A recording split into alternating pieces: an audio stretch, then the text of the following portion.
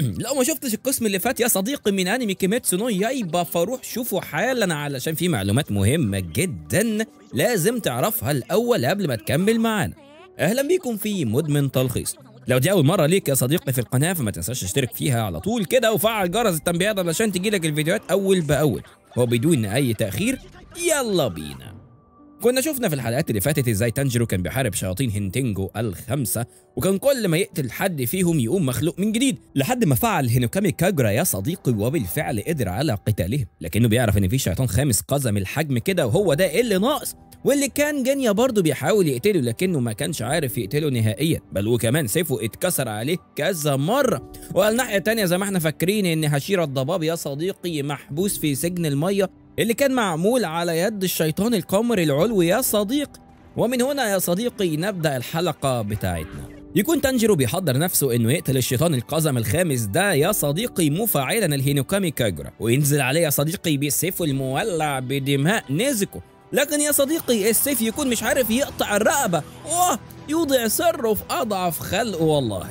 ويكون كل ده الشيطان القزم ده بيصوت ولا لهبل، ويفضل يسرسع أكتر وأكتر وأكتر لدرجة إنه كان بيأذي ودان تانجيرو ووداننا إحنا شخصيا. وفي تلك اللحظة يا صديقي بيشعر تانجيرو إن في شيطان جديد نهائيا واقف وراه، ويكون كل تركيز تانجيرو في الوقت ده إنه يقطع رقبة الشيطان القزم ده، وللأسف يروح مفعول دم نيزوكو يا صديقي. وجينيا يقول لتانجيرو انه لازم يبدا يراوغ الشيطان اللي وراه ده لا يموته، ويكون فيه هجوم جامد جدا يجي في تانجيرو، ووقتها تظهر تنانين خشبيه كده كبيره جدا يطلع عليها تانجيرو ويتسلقها، تقوم نيزوكو نط عليه ولحقها في الجو، وبعديها تقوم وقع على الارض فيقوم مطمن عليها تانجيرو، ويظهر يا صديقي الشيطان السادس من اشكال هينتينجو، وهو أقوى شكل من الأشكال، ويكون في صفة الكراهية يا صديقي.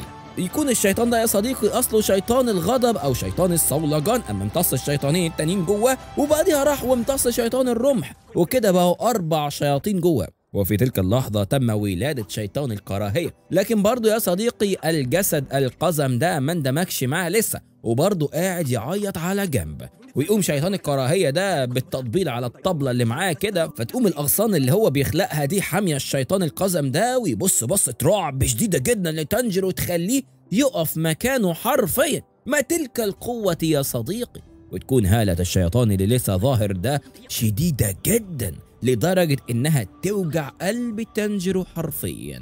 وقال إيه يا صديقي الشيطان بيقول على تانجيرو ونيزوكو وجينيا إنهم هم الأشرار، على أساس إنهم هم اللي بيبلطجوا على الشيطان القزم ده. قمة الضحك ورب العباد يا صديقي. وقال كمان هو جاي علشان يوقف البلطجة دي، ويبدأ يرد عليه تانجيرو وهو مستعجب من كلام الشيطان ده، ويقول له انتوا روحتكم أصلا كلها دم، ذنب إيه الناس اللي انتوا أكلتوها دي؟ وهنا يا صديقي يقولها تانجيرو لهذا الشيطان انه هيقتله بل وهيذبحه كمان. المصيبة ان الثلاثة حرفيا مش عارفين يتحركوا من قوة هالة الشيطان ده، ويسألوا يا صديقي الشيطان هو اي حد من اللي انا اكلتهم دول كانوا يخصوك يا صاحبي؟ يرد عليه تانجيرو بلا، فيقول له يبقى مالكش فيه. هو ايه ده بالظبط اللي مالكش فيه يا اسطى؟ انت بتقول ايه؟ هنا يا صديقي كلام تانجيرو اصلا يستفز الشيطان، فيقوم مطبل على الطبله بتاعته دي، فتقوم الرؤوس التنانين الخمسه تبدا بالهجوم على تانجيرو. ينتقل المشهد بعد كده لهاشيرا الضباب المحبوس في سجن فقاعه المياه، وهو بيحاول يطلع، وطبعا الشيطان جيوكو امال بيضحك ويقول له انا هدخل الكوخ اللي انت كنت اصلا جاي عشانه، وهشوف انت كنت متلهف على ايه كده هناك. وهنا يا صديقي ينتهز هاشيرا الضباب الفرصه بانه يستخدم اخر شويه هواء في رئتيه، ويفعل تنفس الضباب الهيئه الاولى الغيوم الدانيه والضباب البعيد، لكن للاسف يا صديقي ما تنفعش، والفقاعه تظل موجوده. وفي تلك اللحظة يا صديقي بيتذكر والد الهشيرة الروحي والغريب انه يطلب منه انه يبعت 2 هشيرة تانيين، وهشيرة الضباب بيستسلم للموت.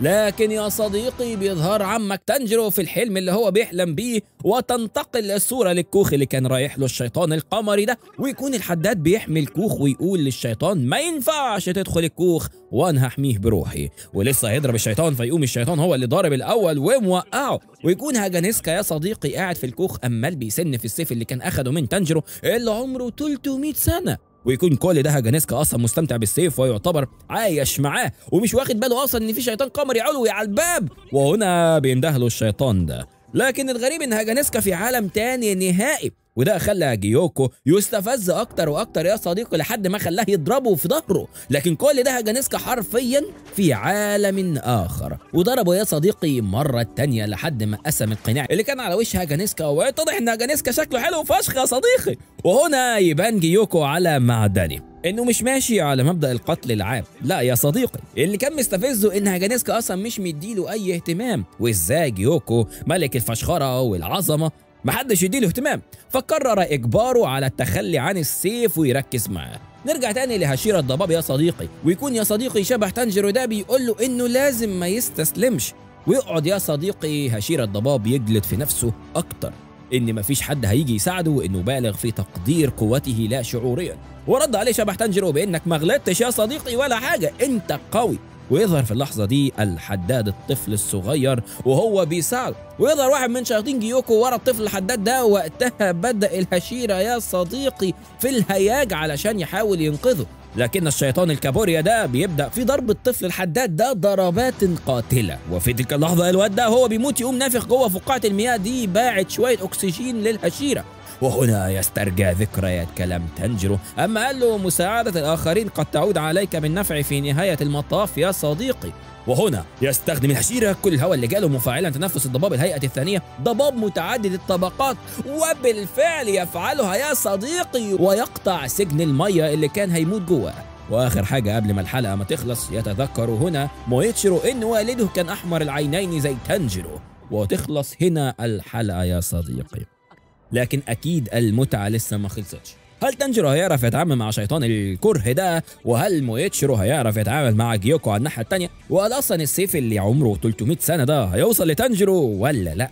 كل ده هنعرفه في الحلقات الجايه باذن الله. ما تنساش تشترك في القناه وتفعل جرس التنبيهات علشان تجيلك الفيديوهات اول ما تنزل يا صديقي. وبس كده، سلام عليكم.